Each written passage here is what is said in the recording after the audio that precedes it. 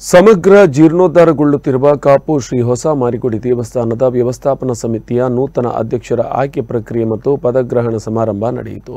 ಹೊಸ ಮಾರಿಗುಡಿ ದೇವಸ್ಥಾನದ ವ್ಯವಸ್ಥಾಪನಾ ಸಮಿತಿ ಅಧ್ಯಕ್ಷರಾಗಿ ಆಯ್ಕೆಯಾದ ನಡಿಕೆರೆ ರತ್ನಾಕರ ಶೆಟ್ಟಿ ಅವರಿಗೆ ಆಡಳಿತಾಧಿಕಾರಿ ಮತ್ತು ದತ್ತಿ ಇಲಾಖೆಯ ಆಯುಕ್ತ ಪ್ರಶಾಂತ್ ಕುಮಾರ್ ಶೆಟ್ಟಿ ಮತ್ತು ಕಾರ್ಯನಿರ್ವಹಣಾಧಿಕಾರಿ ರವಿ ಕಿರಣ್ ಅಧಿಕಾರ ಹಸ್ತಾಂತರಿಸಿದರು. ಮುಖ್ಯ ಅತಿಥಿಯಾಗಿ ಭಾಗವಹಿಸಿದ್ದ ಮಾಜಿ ಸಚಿವ ವಿನಯ್ ಕುಮಾರ್ ಸೊರಕೆ ಮಾತನಾಡಿ, ಹೊಸ ಮಾರಿಗುಡಿ ದೇವಸ್ಥಾನಕ್ಕೆ ಸರ್ಕಾರದ ಸುತ್ತೋಲೆಯ ಪ್ರಕಾರ ನೂತನ ಆಡಳಿತ ಕಮಿಟಿಯ ರಚನೆಯಾಗಿದೆ. ಮುಂದಿನ ದಿನಗಳಲ್ಲಿ ಜೀರ್ಣೋದ್ಧಾರ ಸಮಿತಿ ಹಾಗೂ ಆಡಳಿತ ಮಂಡಳಿ ನೇತೃತ್ವದಲ್ಲಿ ನಿಯೋಗದಲ್ಲಿ ಮುಖ್ಯಮಂತ್ರಿಗಳನ್ನು ಭೇಟಿ ಮಾಡಿ ಪ್ರತಿಷ್ಠಾ ಬ್ರಹ್ಮಕಲಶೋತ್ಸವದ ಪೂರ್ವಭಾವಿಯಾಗಿ ವಿಶೇಷ ಅನುದಾನ ಬಿಡುಗಡೆ ಮಾಡುವಂತೆ ಮನವಿ ಸಲ್ಲಿಸೋಣ ಎಂದರು.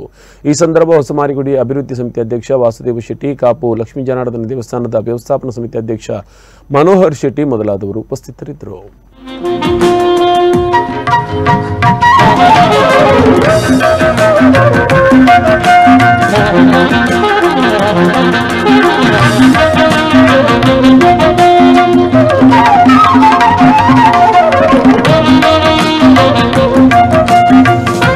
ನೂತನ ಸಮಿತಿಯ ನೂತನ ವ್ಯವಸ್ಥಾ ವೇದಿಕೆಯ ಮೇಲಿರುವಂತಹ ವೇದಿಕೆಯ ಮುಂದೆ ಇರುವಂತಹ ನಾವೆಲ್ಲ ಸೇರಿಕೊಂಡು ಪರವೂರ ಅರ್ಥವನ್ನ ಸ್ವೀಕಾರ ಮಾಡುವಂತಹ ಒಂದು ಇನಿ ಮಾತ್ರ ಒಂದು ಎಡ್ಡ ರೀತಿಯ ದೇವಸ್ಥಾನದ ಪ್ರತಿ ಒಂದು ಪ್ರಕ್ರಿಯೆಯ ಆ ಒಂದು ಕೂಡು ಪಡ್ಪಡಿಸಿದ ಉದ್ದೇಶ ಮಟ್ಟಿಗೆ ಆಡಳಿತ ಮಂಡಳಿನ ಸಂಪೂರ್ಣ ಸಹಕಾರ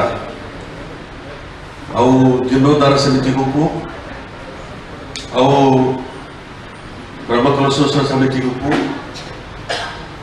ಸ್ವರ್ಣಗದ್ದುಗೂ ಮತ್ತು ಪ್ರತಿಯೊಂದು ಕೆಲಸಗಾರರಿಗೆ ಯಜ್ಞ ಲೇಖನಿಗೂ ಪ್ರತಿಯೊಂದು ಲೆಕ್ಕದ ಸಹಕಾರ ಮಾಡಿಕೊಳ್ಳುವ ಮನವಿನ ಆಡಳಿತ ನೂತನವಾದ ಆಯ್ಕೆಯ ಟ್ರಸ್ಟ್ನಲ್ಲಿ ಮುರಣಿಯೇ ಯಾನ ಅಕ್ಲೆ ಭಿನ್ನ ಮಾಡ್ತದೆ.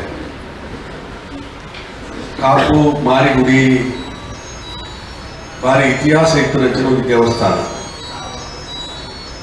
ಒಂಜಿ ಜಿಲ್ಲೆದಲ್ಲಿ ಮಾತ್ರ ಹತ್ತು ಅವು ವಾಸ್ತವ ಸೆಟ್ನ ಒಂದು ರೂಪುರೇಷದ ಪ್ರಕಾರ ಹೋಗ್ತಾ ಇದ್ದೇನೆ. ಅದೇ ರೀತಿ ಕಾಪು ನಮ್ಮನ ಈ ಕೆಲಸದಲ್ಲಿ ಕೂಡ ಹಾಗೆ ಇದೆ. ಅದರಿಂದ ಇಲ್ಲಿ ಸೊರಕೆ ಅವರು ಈಗಲೇ ಹೇಳಿದ್ದಾರೆ, ನಿಮಗೆಲ್ಲ ಕಿವಿ ಮಾತು ಹೇಳಿದ್ದಾರೆ.